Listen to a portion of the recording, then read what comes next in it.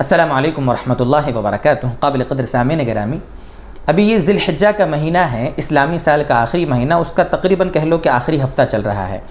ابھی جو حرمین کی زیارت کو ہمارے علاقے سے جو بھی حجاج کرام تشریف لے گئے تھے، ہمارے علاقے سے ہمارے رشتہ داروں میں، ملنے جلنے والوں میں، ہمارے محلے کے جو بھی بھائی بہن حرمین کی زیارت کو تشریف لے گئے تھے حج کے لیے، ان کی واپسی کا وقت ہے۔ کافی حاجی تشریف لا چکے ہیں واپس اور کافی آنے والے ہیں۔ یقیناً ان کی خدمت میں ہمیں پہنچنا چاہیے، ان سے دعا کی گزارش کرنا چاہیے۔ حدیث میں کافی فضیلت آئی ہے اور یہ کافی سعادت کی بات ہے کہ ہم ان کی خدمت پر پہنچیں، ان کے سفر کے احوال معلوم کریں، ان سے دعاؤں کی گزارش کریں اور جو کچھ ہمارے مسائل ہیں ان کے سامنے رکھ کر ان سے دعا کی ہم درخواست کریں۔ اسی حجی کے بارے میں ایک شخص کا واقعہ ہمارے یہاں بڑا چرچے میں ہے۔ ہمارے یہاں بھارت میں ایک صوبہ ہے کیرلا، وہاں کا ایک نوجوان ہے 30 سال کا، شہاب نام کا۔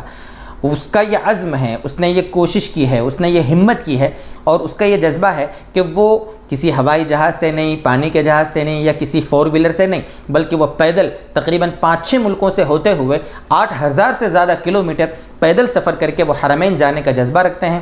ان کی یہ تمنا ہے، ان کی یہ کوشش ہے۔ کئی مہینے پہلے ان کے دماغ میں خیال آیا اور انہوں نے یہ قدم اٹھایا، بلکہ وہ چل پڑے ہیں۔ سینکڑوں کلومیٹر وہ پیدل طے کر چکے ہیں، ابھی وہ گجرات پہنچے ہیں۔ ہم نے دیکھا کہ سوشل میڈیا پر ابھی انہی کا چرچا ہو رہا ہے۔ جو بھی اسلامک گروپ سے ان کو ہم اوپن کرتے ہیں تو باقاعدہ لوگ ان کی تعریف کر رہے ہیں، لوگ ان کا سینکڑوں کی تعداد میں استقبال کر رہے ہیں، ان کے ساتھ سیلفیاں لے رہے ہیں، ان کے ساتھ اپنے ویڈیو بنا رہے ہیں اور یہ سب چیزیں ہو رہی ہیں۔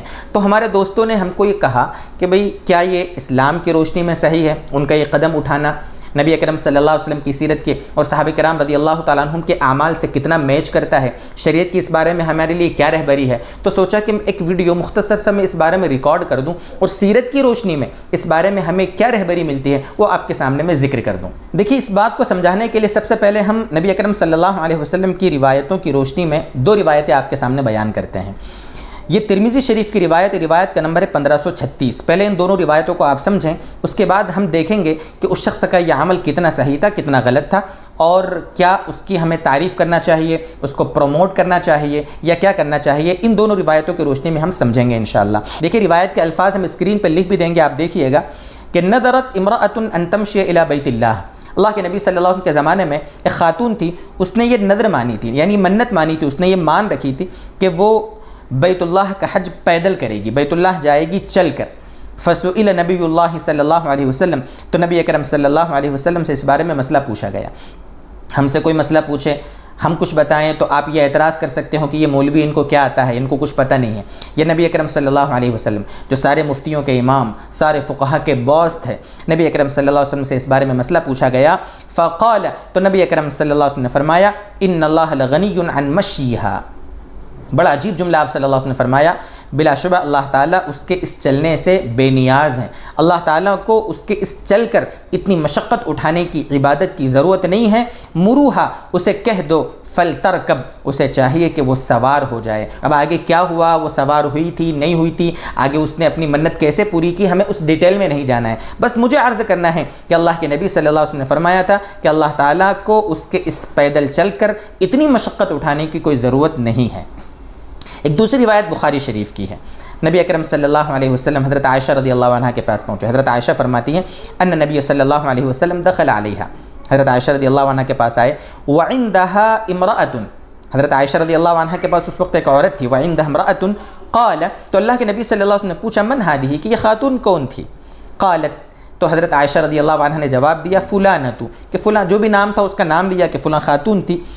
آگے فرمایا کہ تذکر من صلاتی، حضرت عائشہ نے فرمایا آگے کہ اس عورت کی نماز کا بڑا چرچا ہے۔ ظاہر سی بات ہے یہ واقعہ مدینہ منورہ کا ہے۔ حضرت عائشہ رضی اللہ عنہ جب اللہ کے نبی کی زوجیت میں تھی، اللہ کے نبی صلی اللہ علیہ وسلم کے نکاح میں تھی، تو مدینہ میں اور اطراف مدینہ میں اس خاتون کی نماز کا بڑا چرچا تھا۔ میں نے دیکھی یہ لفظ استعمال کیا ہے تذکر من صلاتها، محدثین نے اگرچہ اس کو تذکرو بھی پڑھا ہے لیکن زیادہ بہتر ہے اس کو پڑھنا تذکر من صلاتها، کہ اس کی نماز کا بڑا چرچا تھا، بڑا شہرہ تھا۔ تو نبی اکرم صلی اللہ علیہ وسلم نے اس خاتون کے بارے میں سن کر کیا فرمایا؟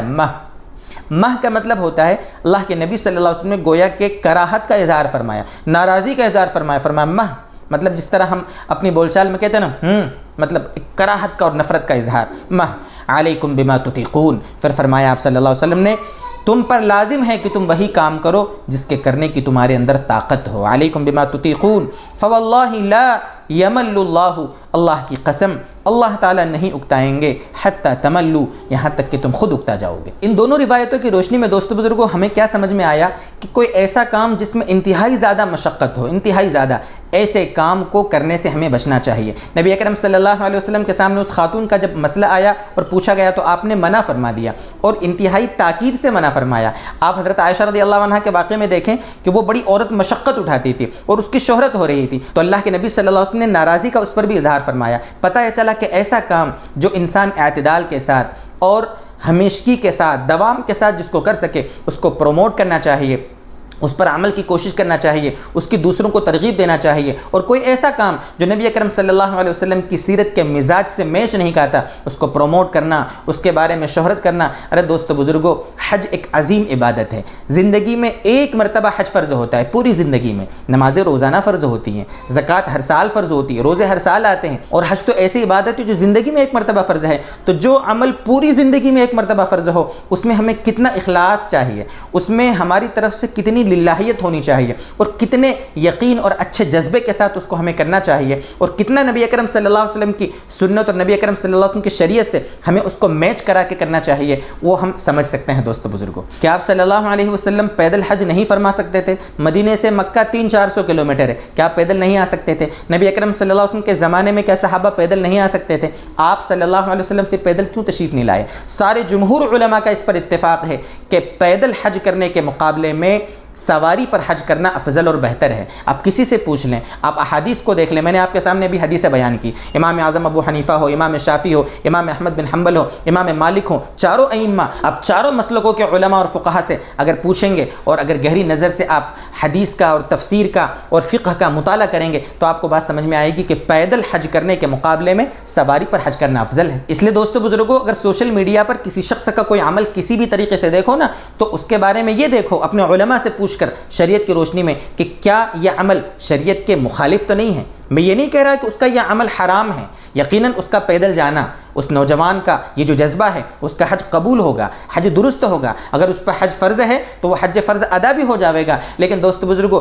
جتنا سوشل میڈیا پر جو ہوا ہم لوگوں نے مچا رکھا ہے، جتنا ہلہ اس کا بنایا جا رہا ہے، گروپ میں دیکھو اس کی تعریفیں ہو رہی ہیں، اس کا جذبہ یقیناً بڑا ہے، لیکن ہمارے دل میں کوئی بھی جذبہ آئے اور وہ شریعت سے میچ نہیں کر رہا تو اس جذبے کو ہم پروموٹ نہیں کریں گے، اس کی شہرت نہیں کریں گے۔ یہ آپ کے سامنے کچھ باتیں تھیں جو دل کے جذبات تھے، آپ کے سامنے رکھ دی۔ ہو سکتا ہو میرے بہت سارے ایمان والے دوستوں کو، ایمان والی بہنوں کو ہو سکتا ہو میری ان باتوں سے اعتراض ہو سکتا ہو ان کو اچھا نہ لگے کہ بھائی کسی نے کوئی اتنا بڑا قدم اٹھایا ہے تو کرنے دو، اللہ تعالیٰ اس کے عمل قبول کریں گے، ہم کون ہوتے ہیں اس کے بارے میں کچھ کہنے والے۔ لیکن ایسا نہیں دوستو بزرگوں، ہم عالم ہیں، ہم شریعت کا کچھ اگر قطرہ علم کا رکھتے ہیں تو بہت ضروری ہے کہ ہم اپنے جاننے والوں کو، اپنے ویورز کے سامنے وہ باتیں بتائیں۔ کہیں ایسا نہ ہو کہ بس شریعت کو ہم اپنے تابع کر لیں، جو میری مرضی میں آئے، جو میرا جذبہ ہو بس میں اس کو کر گزروں۔ ابھی کچھ دن پہلے دیکھا ہم نے، 3-4 دن پہلے ہمارے دوستوں کے گروپ میں آیا کہ چند نوجوان ہیں، گجرات کے کسی علاقے کا وہ تھا کہ وہ اپنے علاقے سے اجمیر جا رہے ہیں پیدل، حضرت معین الدین چشتی رحمۃ اللہ علیہ کی مزار پر وہ پیدل جانے کا ارادہ رکھتے ہیں۔ دوستو بزرگوں، ہم شریعت کے غلام ہیں، شریعت ہماری غلام نہیں ہے۔ ابھی دیکھو، ابھی آپ دیکھ رہے ہیں کہ ایک شخص ہے، ٹھیک ہے، وہ پیدل نکلا ہے۔ اب دیکھنا کہ کچھ دنوں میں، کچھ سالوں میں آپ اور سنیں گے کہ فلاں علاقے کا اور شخص نکلا ہے۔ ابھی دیکھیے کہ کوئی اجمیر جا رہا ہے پیدل، کوئی کہاں جا رہا ہے، کوئی فلاں درگاہ پر، کوئی فلاں مزار پر، کوئی کسی ملک میں، کوئی بہت سے لوگ کربلا جاتے ہیں، بہت سارے لوگ، تو اس طریقے سے الگ الگ۔ تو یہ جذبہ قابل قدر نہیں ہے، یقیناً جذبہ بڑا اچھا ہے، ہمارے جذبات شریعت کے ماتحت ہوں، یقیناً قابل قدر ہیں، لیکن اگر ہمارے جذبات دوست بزرگوں اپنے دلوں کے تابع ہو جاویں اور ہم جو مرضی اپنی کریں اور شریعت میں دیکھیں نہیں کہ اس بارے میں کیا رہبری ملتی ہے، تو پھر تو اس طریقے سے کوئی جس کی مرضی وہ جو چاہے کرے گا۔ پھر تو اللہ تبارک و تعالی ہم کو سمجھائے۔ یہ کچھ باتیں تھیں جو ہم نے آپ کے سامنے ذکر کی ہیں، اللہ تبارک و تعالی ہمیں شریعت کی باتیں اور سمجھائے اور عمل کی توفیق عطا فرمائے۔ میری اگر باتوں سے کسی کو برا لگا ہو تو اللہ کے واسطے مجھے معاف کر دیں۔ وآخر دعوانا ان الحمد للہ رب العالمین۔